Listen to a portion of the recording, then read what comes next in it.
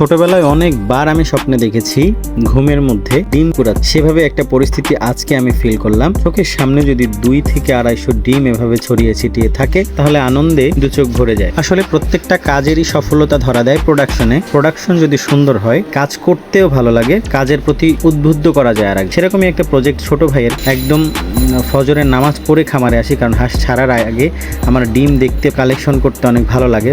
ওর জন্য আমি খুব তাড়াতাড়ি চলে আসি। এসে যেটা দেখলাম আপনারাও দেখতে পাচ্ছেন, অবিশ্বাস্য। আমি ওর সাথে আজকে কথা বলবো, ওর ব্যবসার লাভ লস, হিসাব নিকাশ সবকিছু আজকে আমাদেরকে বলবে।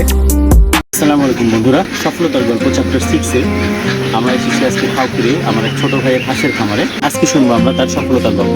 কবে থেকে শুরু করছো এটা? ঢাকায় চাকরি করতাম, তখন দেখতাম অনেকে আর কি এই ফার্মিং এর দিকে আসতেছে। তখন আমার ইচ্ছা হলো যে আমি মানুষের অধীনে কাজ করার থেকে নিজের স্বাধীনভাবে আমি যদি থাকতে পারি, এটাই আমার কাছে ভালো। বর্তমানে তোমার কাছে কতগুলো হাঁস আছে আর কি কি প্রজেক্ট নিয়ে তুমি কাজ করতে? বর্তমানে আমার কাছে 500+ হাঁস আছে। আর প্রজেক্ট হলো আপনার হাঁস আছে, মুরগি ছিল এখন নাই, কবুতর, গরু, ছাগল আপাতত এগুলাই আছে। আর সামনে আরো কিছু বাড়ানোর চিন্তা ভাবনা আছে। তুমি ছাগল পালন করতে নতুন করে কি শুরু করবা ওইদিকে? হ্যাঁ, ছাগলে শুরু করার ইচ্ছা আছে, কারণ ছাগলে আপনার গরুর থেকে আমি মনে করি ছাগলে লাভটা বেশি হয়। আচ্ছা আচ্ছা। কারণ আমি প্রথমে ছাগল কিনছি হচ্ছে 27,000 টাকা। এখান থেকে আমি 97,000 টাকার ছাগল অলরেডি বিক্রি হয়ে গেছে। এখনো আমার কাছে 5টা ছাগল আছে। দেখতে হইতে চাইলে নিজের পরিশ্রম করা লাগবে প্রথমে, এরপর আস্তে আস্তে সফলতা আসবে। কিন্তু যদি কেউ চায় যে একবারে সফলতা নিতে, তাহলে কেউ পারবে না। কতগুলো ডিম পাচ্ছ প্রতিদিন তুমি? এখন এভারেজ 200 পিসের মতো আসে, কারণ একটা হাঁস যখন এক জায়গা থেকে অন্য জায়গায় যায়, গাড়ি জার্নি করে যায়, তখন হচ্ছে আপনার ডিমটা একটু চাইতে যায়। খাবার ম্যানেজমেন্টটা যদি আমাদেরকে একটু বলো যে কিভাবে খাচ্ছে বা প্রতিদিন খরচ কেমন হচ্ছে, কোথায় যাচ্ছে, বাইরে কোনো খাবার পাচ্ছে কি? আসলে হাঁস যদি মুক্তচরণ পদ্ধতিতে না পালানো, তাহলে লাভবান হওয়া যায় না হাঁস থেকে।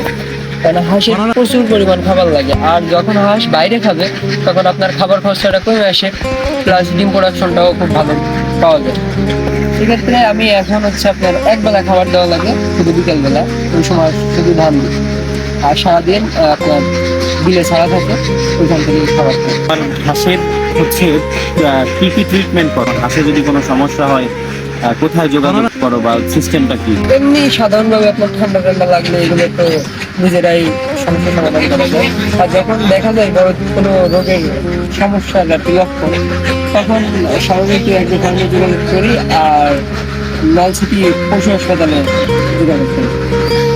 ষড়ঋতু এগ্রো ফার্ম কি তোমাদেরকে ঠিক মতো সাপোর্ট দেয়? হ্যাঁ, ইনশাআল্লাহ খুব ভালো সাপোর্ট দেয়।